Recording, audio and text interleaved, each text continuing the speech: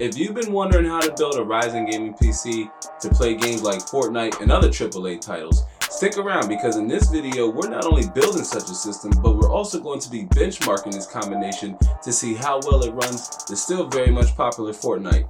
Let's jump into it. But if this is your first time to the channel and you want to learn more about building PCs and other gaming related stuff, consider clicking the subscribe button and notification bell to catch all new uploads like this one the moment they drop. Doing this helps me grow here on YouTube and as a content creator, and for that I appreciate you all to the moon and back. What's happening YouTube and the internet? Terrence here. We're back inside the lab and taking a break from the cinematic developer series to bring you a system that's a little bit more budget oriented but still packs plenty of price to performance for the money. And now before we go too deep into it, I want to take a moment to give a special shout out to Xavier Bates for entering the PC gaming space. Happy belated birthday to you, fam. I hope you enjoy your gift. And now with that out the way, let's go over all the parts we're going to be using for the system. And for the CPU, we're going with the Ryzen 5 1600, arguably the best value for money CPU on the market right now. It has 6 cores and 12 threads, runs at a base frequency of 3.2 GHz, and while not an X variant, has an all-core boost of up to 3.6 GHz. And then we're going with the ASRock B450 chipset, which is a micro ATX AM4 motherboard. It has support for up to 64 GB of RAM and one M.2 slot for faster read-and-write storage. And speaking of RAM, we have a 16 GB kit of Ballistics X DDR4 memory at 3200 MHz. And for the graphics card, we're going with Team Green's Asus TUF GTX 1650 Super with its 1800 MHz clock speed, 1280 CUDA cores, and 4 GB of ultra-fast GDDR6 memory. And then for our power supply unit and storage, we have an EVGA 550 watt semi-modular power supply unit, which will be more than enough given that this system is only drawing 220 watts, and for storage a 500 GB SSD for our OS and games. And then housing all these parts will be the Cooler Master Masterbox Q500L, which is a micro ATX mini tower that's good and compact and should fit in places where space is really tight or extremely limited. And now those are all the parts we'll be using to build this gaming PC. And now with that out the way, let's get this system built, tested, and running some games.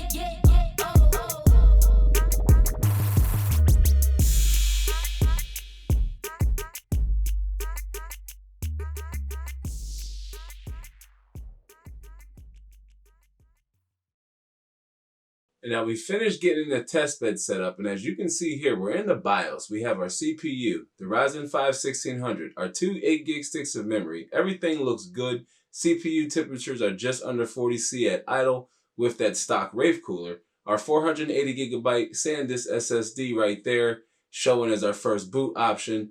Again, all systems look good to go. So now let's get these parts in the case, install Windows, and of course, download Fortnite.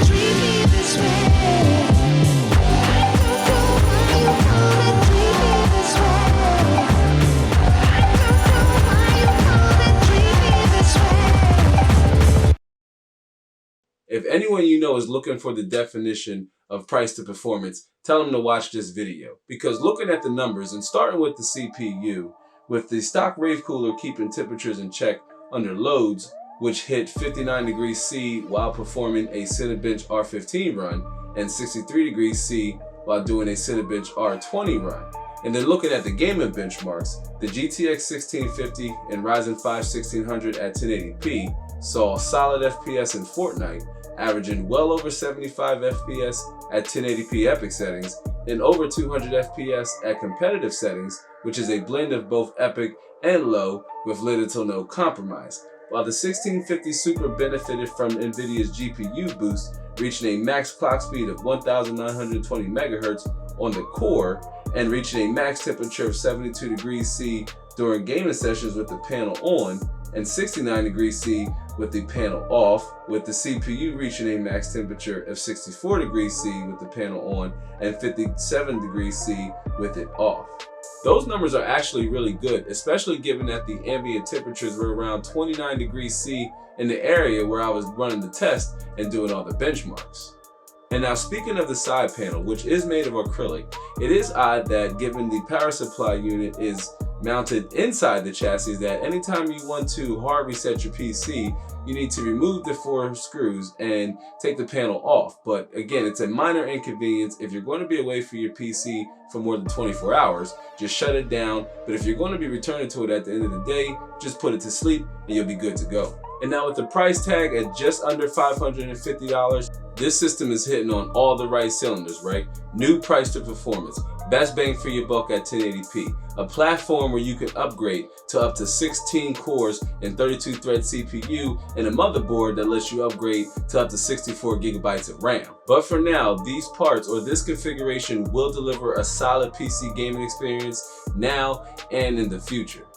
And to learn more about building PCs and other gaming related stuff, watch the top video first and then the bottom one next. Consider clicking around subscribe icon and come back and join us for more PC tech and other gaming related content. And with that out the way, I'm gonna go ahead and go. Thanks for giving this one a watch. I hope to catch you on the next one. So until then, be easy.